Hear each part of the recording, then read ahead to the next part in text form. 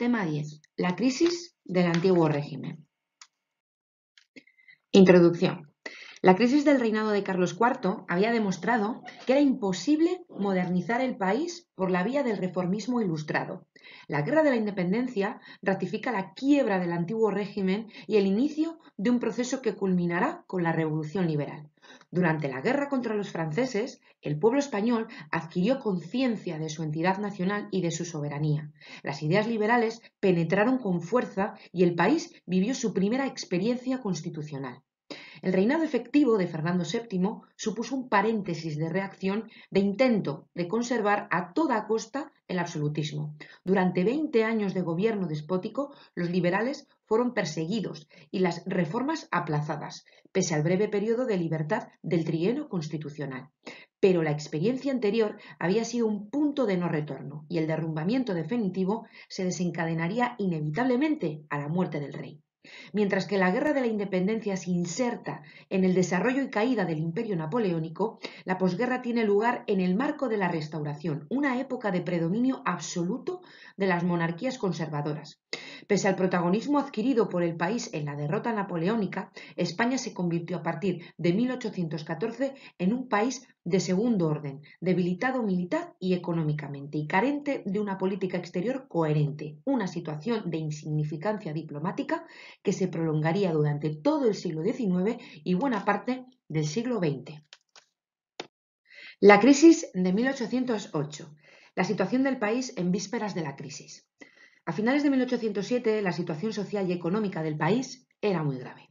Desde hacía 15 años, las guerras sucesivas, el hambre causada por la escasez de las cosechas y las epidemias habían provocado una importante mortandad.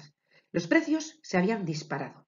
El comercio con las colonias estaba colapsado desde la guerra de 1796 al 97 y desde 1806 el bloqueo impuesto por Napoleón contra Gran Bretaña agravó aún más la situación. A todo esto se sumaba la bancarrota del Estado. Las guerras continuas habían provocado un endeudamiento creciente que ni los vales reales ni la tímida desamortización de 1798 habían conseguido aliviar. En 1808, la deuda alcanzaba 10 veces la cantidad que se ingresaba cada año. La indignación de todos los grupos sociales se dirigía contra Godoy, pero también contra los reyes, por mantenerle al frente del gobierno.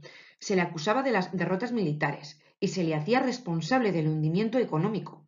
Los privilegiados, además, arremetían contra él porque su origen era plebeyo, su política contra la Iglesia y porque protegía a los ilustrados. La oposición se fue concretando en torno al príncipe Fernando, apartado del gobierno por Godoy, al que odiaba. Sus partidarios, entre los cuales estaban algunos aristócratas y miembros del clero, supieron propagar una imagen del príncipe positiva y presentarle ante el pueblo como el único salvador posible del país y de la dinastía. En octubre de 1807 fue descubierta una primera conspiración de Fernando, que acabó obteniendo el perdón de sus padres en el llamado Proceso del Escorial, tras delatar a sus propios partidarios. El Tratado de Fontainebleau y el motín de Aranjuez. El bloqueo continental decretado por Napoleón en 1806 contra el comercio británico fue respaldado por la mayoría de los estados europeos, pero los portugueses, viejos aliados de Inglaterra, se negaban a cumplirlo, y en el verano de 1807 Napoleón decidió invadir Portugal. Para ello, firmó con el gobierno español el Tratado de Fontainebleau, el 29 de octubre, por el que se autorizaba al ejército francés a atravesar España camino de Portugal. En pocos días, las tropas francesas acabaron con la resistencia portuguesa y tomaron Lisboa. No se sabe con seguridad cuándo tomó Napoleón la decisión de invadir España, pero hacía tiempo que el emperador tenía una opinión bastante negativa tanto de la familia reinante y de su gobierno como del propio país. Los informes que recibía pintaban un país atrasado y con un ejército incapaz de oponer resistencia a la apisonadora militar francesa. Además, se sabía que numerosos puertos españoles violaban el bloqueo y que las mercancías británicas entraban en la península cada vez en mayor cantidad. Lo cierto es que entre noviembre y febrero entraron en España varios cuerpos de ejército, más de de lo pactado en Fontainebleau. Se acuartelaron en varias ciudades alejadas de la ruta hacia Portugal. En febrero, Napoleón puso a su cuñado, al general Murat, al frente de sus ejércitos en España. Para entonces, Los españoles habían pasado de la inicial simpatía y curiosidad a la alarma y al descontento. Empezaron a producirse incidentes entre la población y los soldados franceses, quienes apoyaban a Fernando aprovecharon la ocasión para dar el golpe definitivo. En la noche del 17 al 18 de marzo de 1808 se produjo el llamado Motín de Aranjuez, cuando los partidarios de Fernando tomaron el asalto al palacio. A la mañana siguiente, Godoy fue depuesto y detenido, acusado de querer huir con los reyes América. Carlos IV se vio obligado a abdicar, cediendo la corona a su hijo. Las abdicaciones de Bayona. Tras una entrada triunfal en Madrid, Fernando VII se encontró en manos de Murat, instalado ya en la capital. La tensión iba en aumento en la ciudad, pese a las llamadas a la calma del propio monarca. Pronto se precipitaron los acontecimientos. Napoleón invitó a Fernando a dirigirse hacia el norte para tener una entrevista con él. En Bayona, ya en territorio francés, tuvieron lugar unas negociaciones vergonzosas. Napoleón había hecho llevar hasta allí al depuesto Carlos, a María Luisa y a Godoy. Exigió la renuncia al trono de toda la familia, cuyos miembros llegaron a insultarse en persona del emperador. El 7 de mayo, Fernando abdicó en favor de sus padres y estos lo hicieron en favor de Napoleón. Carlos IV solo se preocupó de que se garantizara la unidad de las posesiones de la corona y el exclusivismo de la religión católica. A cambio, él y su hijo recibieron varios castillos en Francia y enormes rentas con las que empezaron un exilio dorado. Napoleón decidió entonces entregar el reinado a su hermano José. La Guerra de la Independencia. El estallido del conflicto. El levantamiento del 2 de mayo en Madrid se produjo por la alarma que había causado la salida de la capital de los miembros de la familia real. Por la mañana se produjo un enfrentamiento en las puertas de Palacio. A partir de ahí se generalizó la lucha callejera contra los franceses, una lucha desigual que terminó con el aplastamiento de la resistencia popular. El ejército español se mantuvo al margen y solo algunos oficiales desobedecieron y sublevaron el cuartel de artillería de Monteleón. Las tropas francesas convergieron sobre la ciudad y, al anochecer, la resistencia había cesado. Murat dictó un bando en el que proclamó su autoridad absoluta en todo el territorio y decretó la pena de muerte para los resistentes. Un centenar de prisioneros fueron fusilados aquella misma noche en la montaña de Príncipe Pío y en el Pardo. Las clases privilegiadas y las instituciones del antiguo régimen acataron la autoridad francesa, pero la reacción popular fue muy distinta. La renuncia de Fernando VII el Deseado se interpretó como impuesta por la fuerza y por tanto rechazable. En la misma tarde del día 2, el alcalde de Móstoles dictaba su famoso bando llamando a las armas contra los franceses. Otras autoridades hicieron lo mismo y en los días siguientes la rebelión se extendió por todas las ciudades del país. La primera fase de la guerra. En principio, la relación de fuerzas era muy desigual. Frente a un ejército francés amplio y hasta entonces invencible, los restos del español, compuesto por unos 100.000 hombres, estaban en clara inferioridad de condiciones, aunque demostraron una gran capacidad de lucha. Además, la intervención de unidades inglesas y de los restos del ejército portugués reforzó considerablemente la resistencia española. El nivel de eficacia del ejército francés tampoco fue tan alto como en otros conflictos. Durante la mayor parte de la guerra, el número de soldados franceses fue limitado y en general eran fuerzas recién reclutadas y con escasa cohesión entre sí. Muchos soldados eran extranjeros reclutados a la fuerza, y es que el mando francés jamás pensó que la invasión española fuera a encontrar una resistencia seria. Cuando ésta se organizó y surgió la acción guerrillera, que les impedía abastecerse sobre el terreno, los generales no supieron reaccionar y acabaron actuando por su cuenta, desobedeciendo incluso las órdenes del rey José I. En las primeras semanas de guerra, los franceses trataron de sofocar los levantamientos urbanos surgidos por todo el país. A mediados de junio se inició el sitio de Zaragoza, cuya resistencia fue organizada por el general Palafox. Pero el curso de los acontecimientos dio un brusco vuelco cuando el 19 de julio las tropas francesas sufrieron una humillante derrota en la batalla de Bailén. José Bonaparte, que había llegado a Madrid el día 20 en medio de una fría acogida popular, hubo de abandonar 8 días después la desguarnecida capital. Los franceses se vieron obligados también a levantar el sitio de Zaragoza. Además, el cuerpo expedicionario inglés al mando del duque de Wellington vencía a las tropas francesas en Lisboa.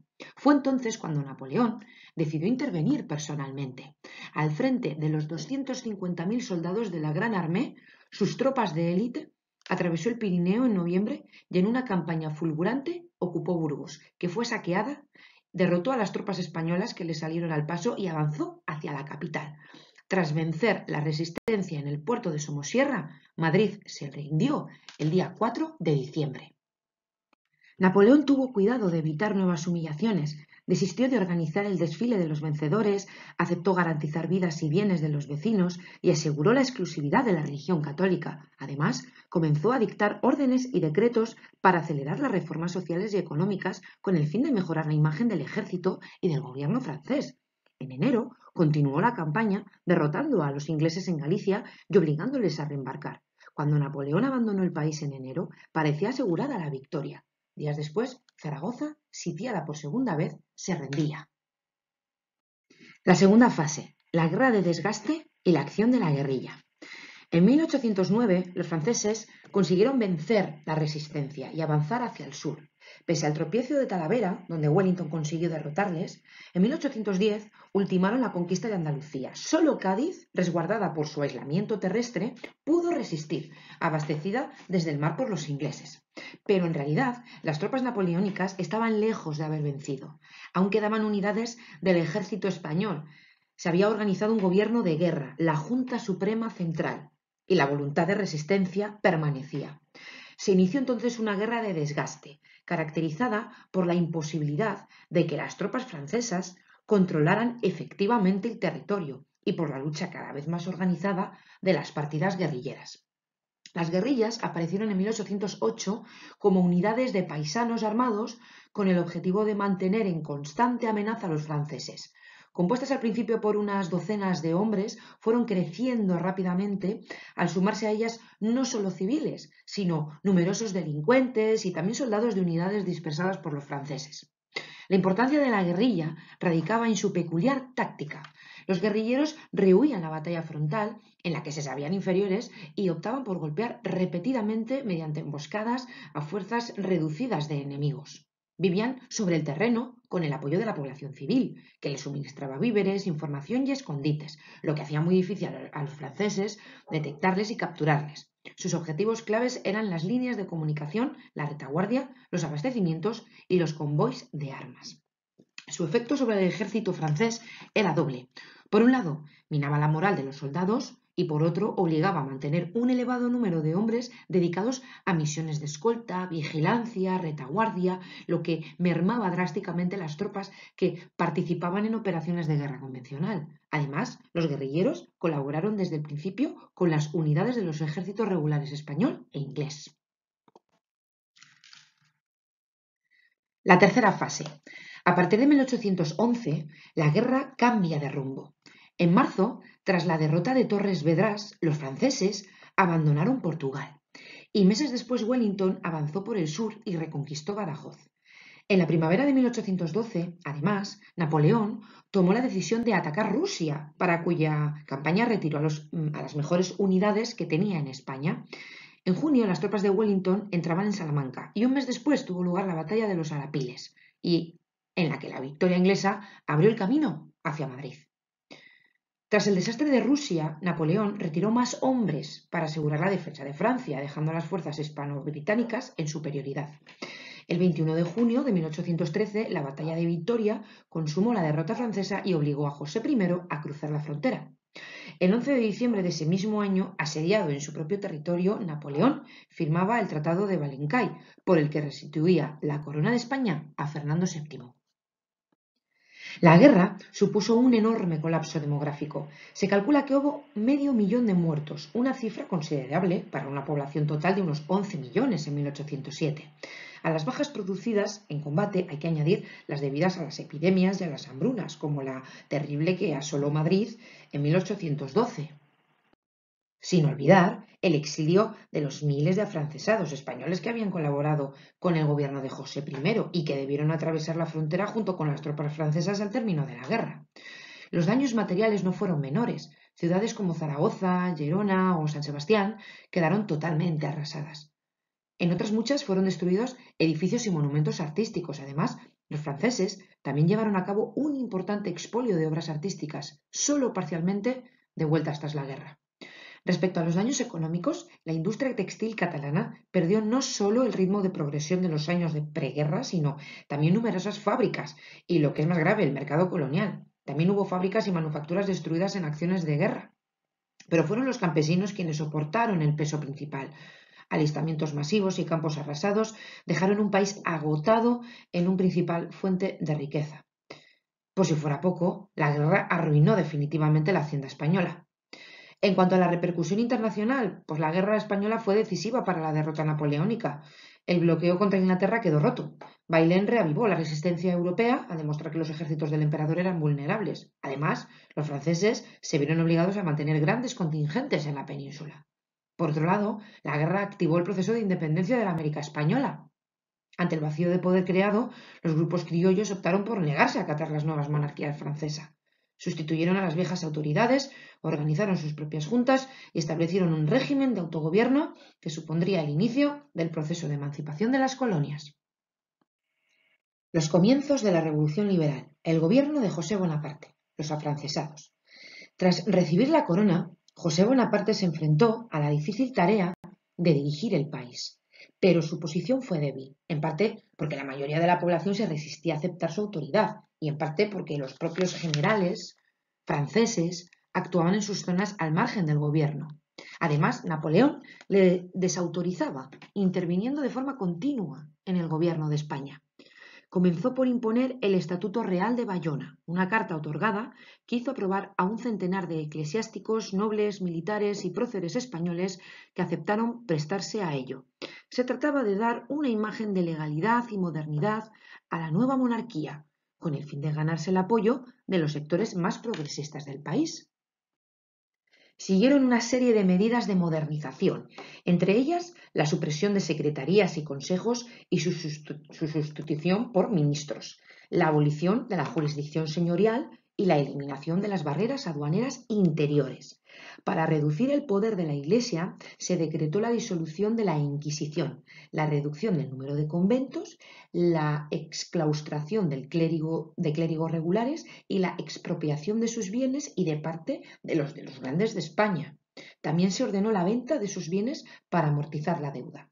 La injerencia de Napoleón culminó en 1812 con la práctica anexión a Francia de todo el territorio situado al norte del Ebro. Con José Bonaparte colaboraron los llamados afrancesados. La mayoría de ellos creía que José I conseguiría evitar la disgregación, que conservaría la integridad nacional y la independencia económica, y que contaría con el apoyo financiero de Napoleón. El fracaso de estas aspiraciones les supondría al final de la guerra su exilio y el de sus familias. Resistencia y revolución política, el liberalismo. Mientras que en general las instituciones y máximas autoridades del antiguo régimen aceptaban las abdicaciones de Bayona, la mayoría del país rechazó su legitimidad y formó sus propios órganos de gobierno. Se trataba de una auténtica revolución porque significaba asumir la soberanía nacional y romper con el régimen absoluto. Primero surgieron juntas locales, luego las provinciales y en septiembre finalmente se formó en Aranjuez la Junta Suprema Central, que se convirtió en el gobierno de la Resistencia. A pesar de su carácter revolucionario, las distintas juntas estuvieron formadas casi siempre por miembros de las clases dirigentes, como nobles, clérigos, intendentes, generales o burgueses ilustrados a los que el pueblo estaba acostumbrado a obedecer. Aunque al principio en la junta predominaban las posiciones conservadoras, poco a poco fue aumentando la influencia de los sectores más reformistas. Por eso, además de dirigir la guerra, la junta asumió pronto la tarea de modernizar las instituciones del antiguo régimen. Tras largas discusiones, se llegó a la conclusión de que solo las Cortes del Reino, elegidas mediante sufragio universal, podían aprobar en nombre del país las reformas necesarias. Quienes propugnaban los cambios eran los liberales. El liberalismo había penetrado en España procedente de Francia a partir del estallido de la Revolución y pese a la censura oficial, pero fue muy minoritario hasta que la guerra brindó la oportunidad a quienes lo defendían de poderlo propagar. Los liberales exigían un régimen político libre, parlamentario, en oposición al absolutismo monárquico. Como la sociedad se organiza en función de las diferentes capacidades de los individuos, los liberales defendían el derecho preferente de los más ricos, quienes tienen algo que defender, y de los más notables, o como se les llamaba en el lenguaje liberal español, las capacidades, a intervenir en la vida política. Tal preferencia se concreta en su ideario en la restricción del derecho a voto y de la posibilidad de ser elegido mediante el sufragio censitario. Aquí vemos a José de Quintana, poeta y político liberal, autor del célebre manifiesto que la Junta Suprema Central dirigió a los españoles en 1808. Las Cortes de Cádiz y la Constitución de 1812. La composición de las Cortes. Mientras la Junta, asediada en Cádiz, daba paso a un Consejo de Regencia, se celebraban las elecciones en medio de muchas dificultades. En septiembre de 1810 se inauguraron las sesiones. Ese mismo día, el Consejo de Regencia entregaba toda la autoridad a las Cortes, consumando así el proceso revolucionario. La composición de las Cortes fue variando con el tiempo. Muchos de los diputados sufrieron 1000 penalidades para poder llegar a Cádiz y se adoptó la solución de que fueran sustituidos aquellos que no pudieron atravesar las líneas francesas. La mayoría procedía de las capas medias urbanas, funcionarios, abogados, comerciantes, profesionales, también un centenar de eclesiásticos y unos 50 miembros de la aristocracia. En general, predominaban las opiniones liberales, sobre todo al principio, puesto que entre los refugiados en Cádiz abundaban los partidarios de las reformas. El ambiente revolucionario y patriótico de Cádiz, la ciudad más cosmopolita del país y símbolo de la resistencia, permitió que el ideario liberal pudiera concretarse en la Constitución de 1812. La Constitución de 1812. Ya en la sesión inaugural, los diputados proclamaron que representaban la soberanía nacional, afirmaron el carácter constituyente de las Cortes y emprendieron la elaboración de una Constitución como tarea fundamental. Tras año y medio de debates, el 19 de marzo de 1812, quedaba aprobada la primera Carta Magna de la historia de España. Por esto se la llama la Pepa, porque se aprobó el día de San José. La Constitución de 1812 es un texto de gran extensión, con 384 artículos y minucioso, porque los diputados de Cádiz eran conscientes del cambio trascendental que suponía y temieron que las leyes posteriores anularan la eficacia de los cambios. Especial cuidado pusieron en la formulación de los derechos del individuo, capítulo esencial de la ideología liberal y principal ruptura con el antiguo régimen. Tras afirmar su base en la tradición medieval española, en el preámbulo se empieza por afirmar que la soberanía reside esencialmente en la nación. Se establece la división de poderes y se declara el Estado como una monarquía moderna hereditaria. El poder ejecutivo lo ejerce el rey, que nombra libremente a sus secretarios. Estos responden en teoría ante las Cortes, pero no pueden ser cesados por ellas. No hay control parlamentario del gobierno. No obstante, en un largo artículo se recogían hasta 12 limitaciones a la autoridad real. El monarca no podía suspender o disolver las Cortes, abdicar o abandonar el país sin permiso de ellas, llevar una política exterior no supervisada por la Cámara, contraer matrimonios sin su permiso o imponer tributos, por ejemplo. El poder legislativo reside en las Cortes con el rey. Las leyes las hacen las Cortes y el rey las promulga y sanciona, pero también dispone de veto. Puede suspender las leyes por 2 veces como máximo en un periodo de 3 años. Se establece que las Cortes sean unicamerales y elegidas por sufragio universal indirecto de los varones mayores de 25 años. Solo pueden ser disputados quienes tributen a la Hacienda una cierta cantidad. Las Cortes tienen un mandato de 2 años. En cuanto al Poder Judicial, corresponde a los tribunales y se reconocen 2 fueros especiales, el militar y el eclesiástico. La Constitución reconocía expresamente la confesionalidad del Estado, la exclusividad de la religión católica también. Se establece también un ejército permanente bajo la autoridad de las Cortes y una milicia nacional con los objetivos de reforzar al ejército en caso de guerra y de servir de cuerpo de defensa del Estado liberal. Respecto a la administración del Estado, el país se divide en provincias y se establece la elección popular de los alcaldes. La Constitución tuvo 3 periodos de vigencia. De marzo de 1812 a marzo de 1814, o sea, 2 años.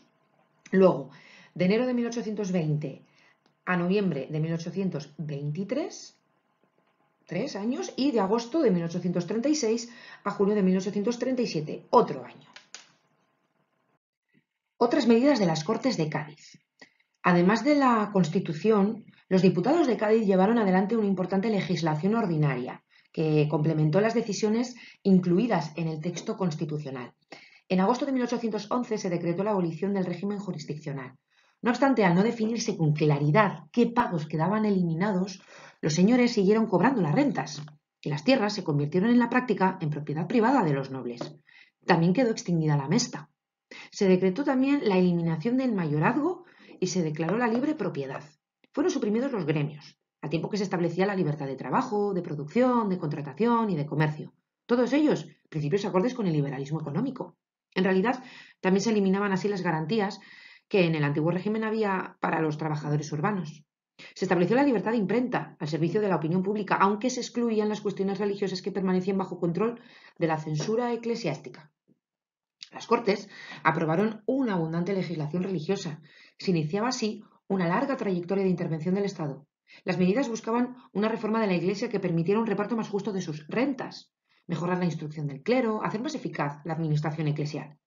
Entre otras medidas, se expropiaron bienes de obras pías y órdenes militares y se eliminó la Inquisición.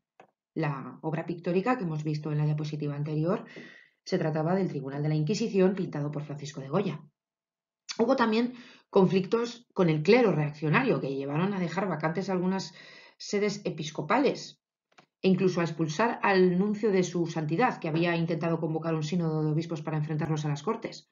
Por último, se impuso en marcha la desamortización de bienes de propios y baldíos, con el fin de amortizar deuda y recompensar a los militares retirados. Pero la mayor parte de estas disposiciones fue derogada en 1814 al restablecerse el absolutismo. Fernando VII, absolutismo y liberalismo, el golpe de Estado y la represión. A su retorno a España, Fernando VII manifestó rápidamente cuáles eran sus intenciones. Las instrucciones de las Cortes para que se dirigiera directamente a Madrid fueron desobedecidas. Recibido con entusiasmos por donde quiera que pasaba, el rey se dirigió a Valencia. Allí, el 4 de mayo, desencadenó un golpe de Estado, mediante un real decreto que suprimió las Cortes, declaró nula toda su actuación y, por tanto, abolió la Constitución. Paralelamente, el general Eguía fue enviado a Madrid con orden de tomar la sede de las Cortes y proceder a detener a regentes, ministros, diputados. El 10 de mayo entraba el rey en Madrid. El golpe de Estado fue posible gracias al apoyo prestado por parte del ejército, de la nobleza y del clero reaccionarios expresado en el Manifiesto de los Persas, un documento entregado al rey a su llegada a Valencia. En él se defendía la vuelta al antiguo régimen, al absolutismo real y a la alianza del altar y del trono, detrás de la cual estaba la defensa a ultranza de los privilegios estamentales.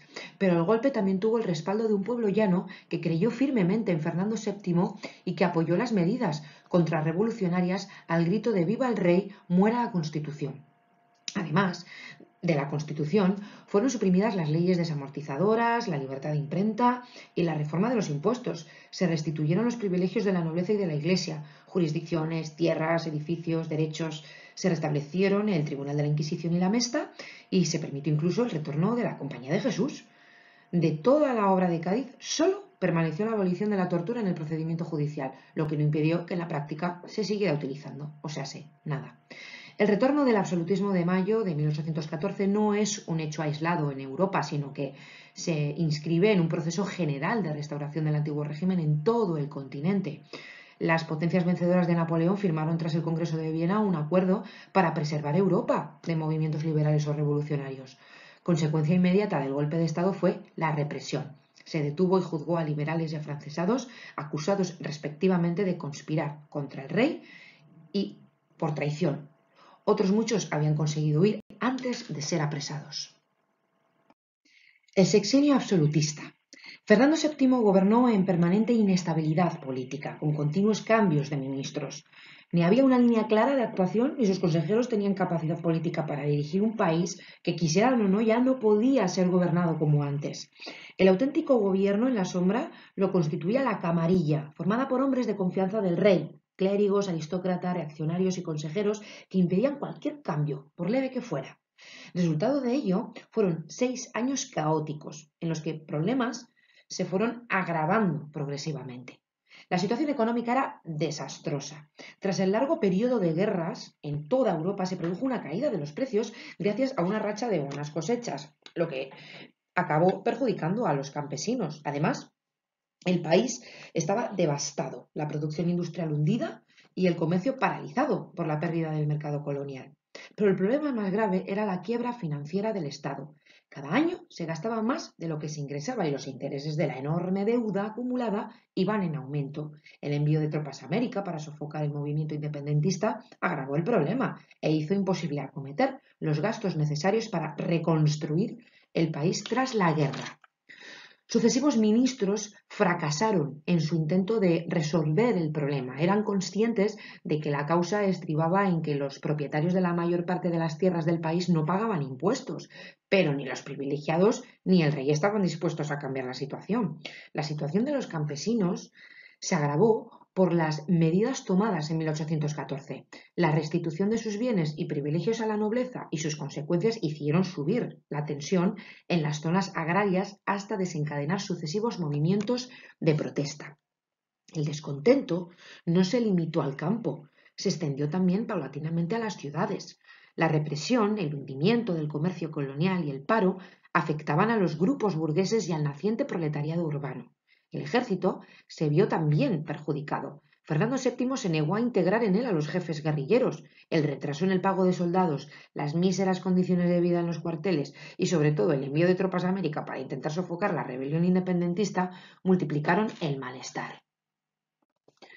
Poco a poco se reorganizó el movimiento clandestino liberal. Surgieron círculos secretos y sociedades masónicas en las principales ciudades, sobre todo entre los oficiales jóvenes formados durante la guerra y empapados de ideas revolucionarias y románticas. Establecieron contactos con los exiliados y empezaron a organizar conspiraciones. Entre 1814 y 1819 se sucedieron hasta 7 pronunciamientos por parte de mandos militares, la mayor parte de los cuales pagaron el fracaso con su vida. El trienio constitucional.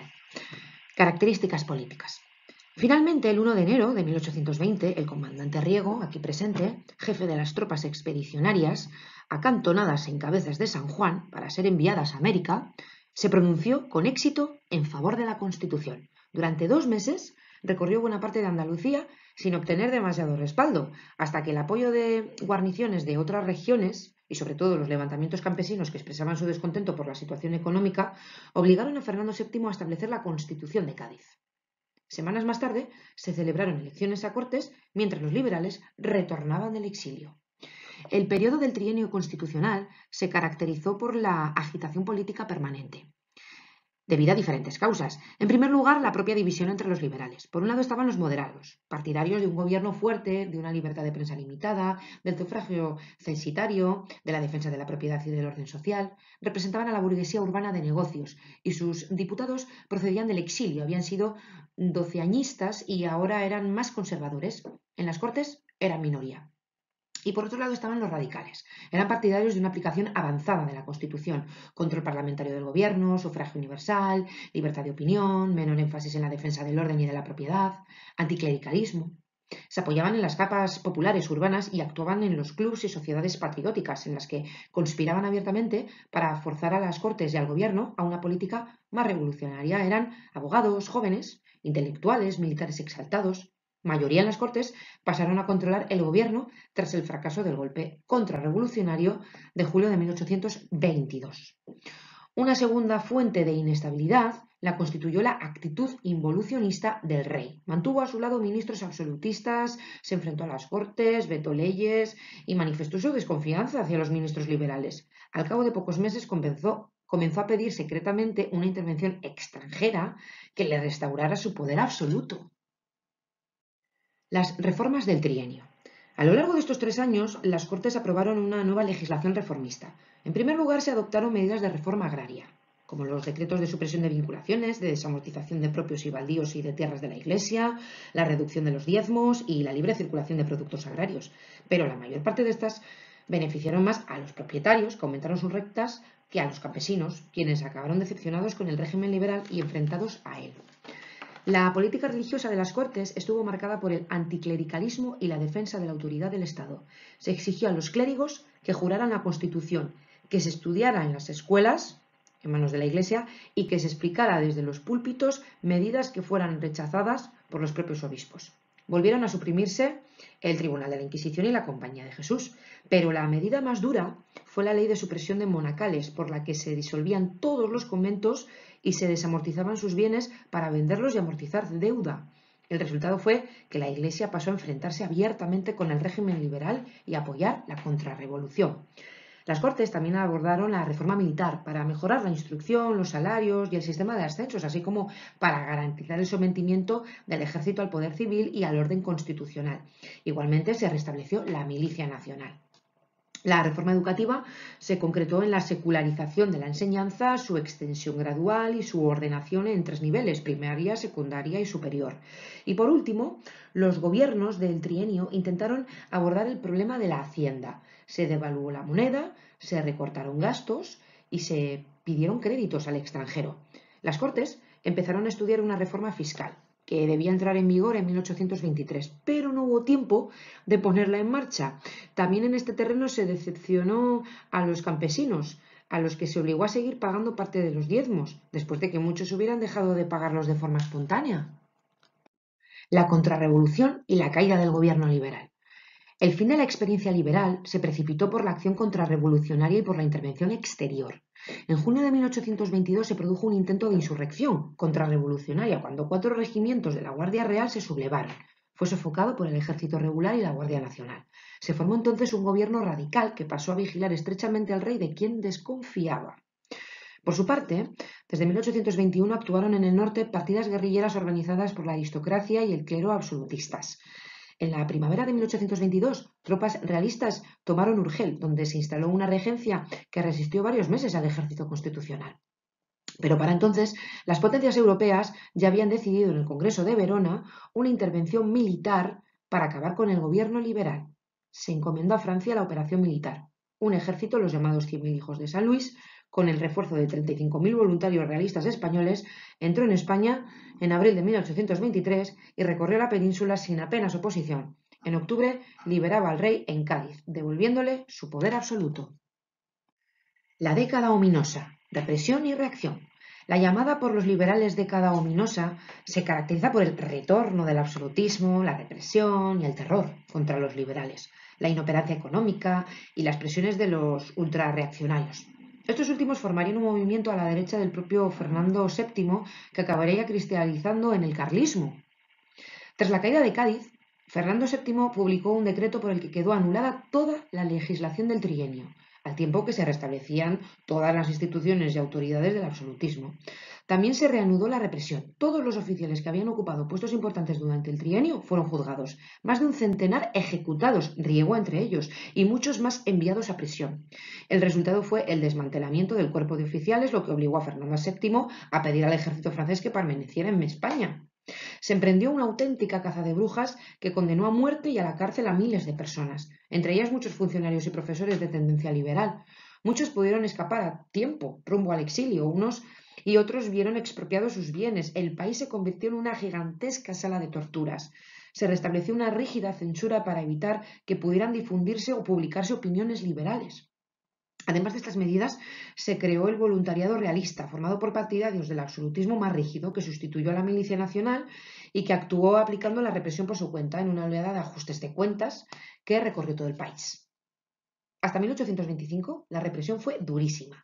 Si se atenuó algo en los años finales de la década, fue porque la persecución estaba dejando a la administración sin personal cualificado. La vuelta al absolutismo no fue, sin embargo, idéntica a la de 1814. Era ya evidente que había que introducir cambios si se quería mantener el antiguo régimen. Se empezó por crear el Consejo de Ministros. En noviembre de 1823 se recortaron los gastos y se introdujo un presupuesto formal para intentar controlar la hacienda. Se mantuvo la definitiva abolición de la Inquisición y, en conjunto, Fernando VII intentó mantenerse alejado de los absolutistas más radicales, contando incluso con algunos ministros reformistas. Esta tímida moderación provocó la aparición de los llamados realistas, partidarios del absolutismo más cerril. Criticaban el talante del rey, a su juicio demasiado blando, y el hecho de que se mantuvieran altos cargos a ministros sospechosos de modernización. Poco a poco fueron radicalizando sus posturas y comenzaron a apoyar la candidatura al trono de Carlos, el hermano del rey, que conspiraba abiertamente por la corona. En 1827, los realistas organizaron una insurrección en el Pirineo catalán, que derivó en la llamada Guerra de los Agraviados. Los sublevados, que reclamaban ya abiertamente que el trono pasara a don Carlos, fueron vencidos y Fernando VII ordenó ejecutar a sus dirigentes. Pero la ruptura era inevitable. Era el comienzo del carlismo. La agonía del absolutismo y la crisis sucesoria. Entretanto, el país continuó sumido en el caos económico, tanto en el campo, donde persistía la depresión, como en la producción artesanal. Solo la industria textil catalana apuntó un ligero crecimiento, al reorientar sus exportaciones al mercado europeo y hacia el interior. A partir de 1830 volvieron a producirse conspiraciones liberales, animadas en parte por el triunfo de la Revolución Liberal en Francia. Las intentonas fueron abortadas, tanto la de Espoz y Mina en el norte como la del general Torrijos en Málaga. En ese contexto se desencadenó la crisis sucesoria. Fernando VII no había tenido descendencia en sus 3 primeros matrimonios, pero en 1829 contrajo matrimonio con su sobrina María Cristina, que a los pocos meses quedó embarazada, lo que planteó abiertamente el problema sucesorio. Fernando VII quiso garantizar la descendencia en su futuro hijo o hija. En marzo de 1830 publicó una pragmática sanción que eliminaba la ley sálica y restablecía la línea sucesoria de las partidas favorable a la sucesión femenina. Se trataba en realidad de poner en vigor una decisión que habían aprobado las Cortes de 1789, lo que, si bien era jurídicamente correcto, no dejaba de ser una medida polémica, teniendo en cuenta los años transcurridos.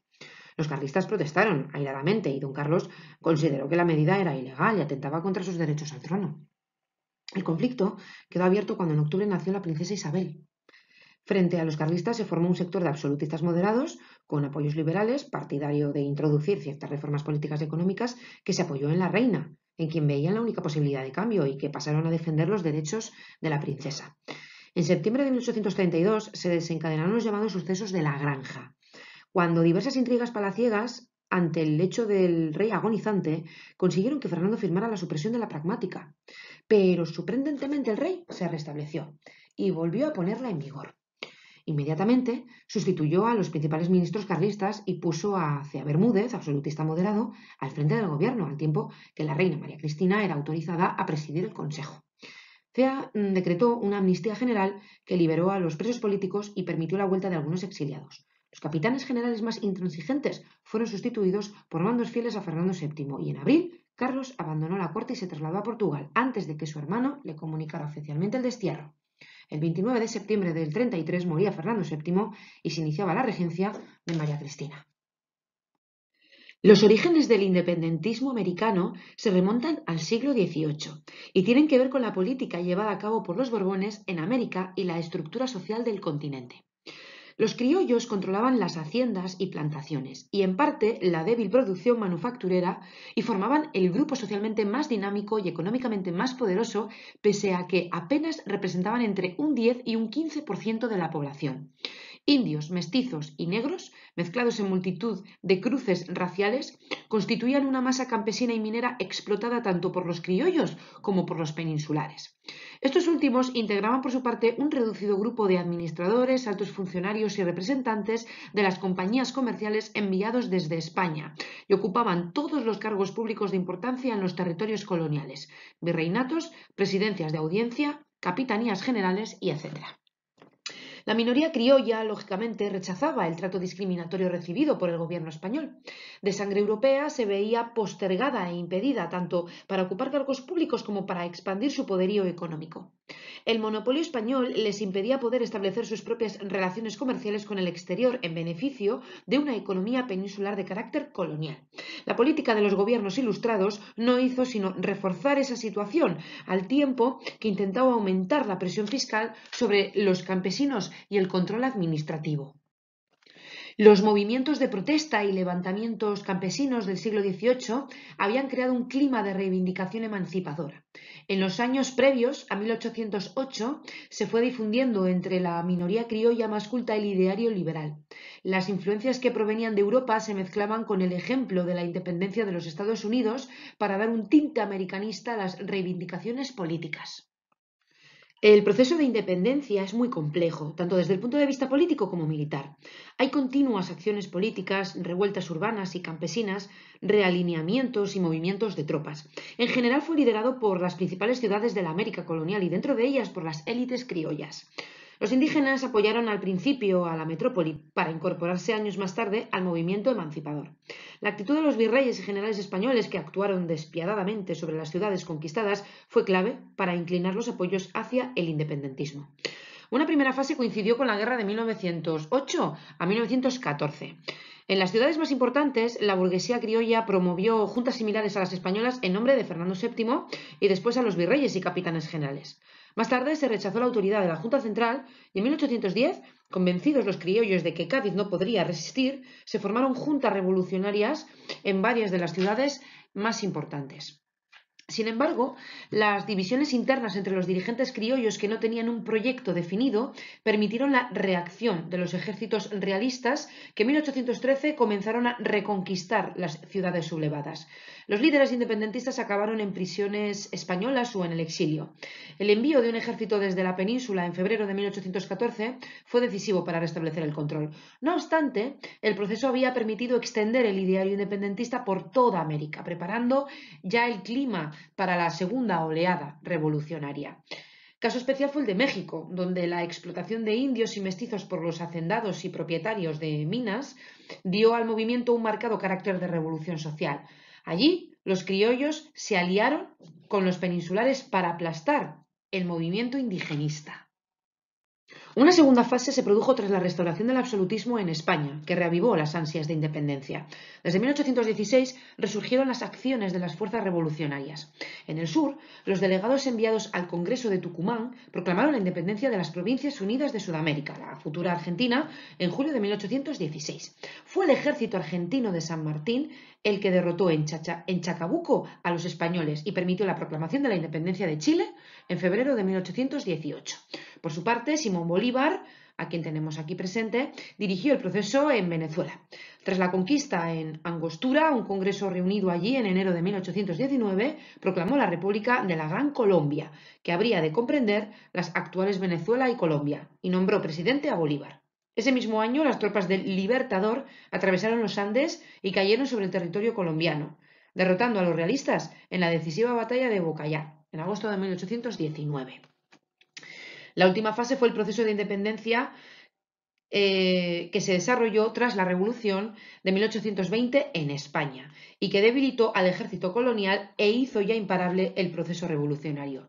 San Martín desde el sur y Bolívar desde el norte convergieron hacia el virreinato del Perú para acabar definitivamente con los ejércitos peninsulares. En julio de 1821, las tropas americanas entraron en Lima y proclamaron la independencia del Perú. Un año más tarde, el ejército de Bolívar entró en Quito, anexionándolo a la Gran Colombia. Y en 1824 tendría lugar la decisiva victoria de Ayacucho sobre el ejército español. Meses más tarde se proclamó la independencia de Bolivia, que adoptó tal nombre en homenaje al Libertador. Por otra parte, en México, el general Agustín de Iturbide recibió el apoyo de todas las fuerzas sociales, derrotó al ejército realista y proclamó la independencia mediante el Plan de Iguala en 1821. Hacia 1825 solo Puerto Rico y Cuba permanecían sometidas a la corona española. El resto de la década de 1820 sirvió para decantar y consolidar los nuevos países. Pese a los proyectos de una federación al estilo estadounidense, las tendencias regionalistas y las diferencias marcadas por la división colonial en virreinatos acabaron por imponerse. En pocos años, el sur se disgregó definitivamente entre Argentina, Uruguay y Chile, mientras que la Gran Colombia se disolvió en la República de Colombia, Venezuela, Ecuador, Perú y Bolivia. La derrota española se debió tanto a la fuerza del independentismo como a los problemas internos de la monarquía absoluta. La falta de fondos y el descontento del ejército convergieron para hacer imposible el esfuerzo, por otra parte gigantesco, que hubiera sido necesario para sofocar militarmente a la insurrección. Además, ni Fernando VII ni las Cortes comprendieron la naturaleza y la fuerza del movimiento emancipador. Otro factor decisivo fue el contexto internacional. Las guerras coloniales habían abierto los puertos americanos al comercio internacional. Desde 1814, el apoyo diplomático británico al independentismo fue progresivamente en aumento.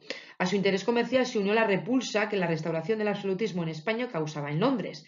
Tras la derrota española en Ayacucho, Inglaterra anunció a las potencias europeas su intención de reconocer a las nuevas repúblicas.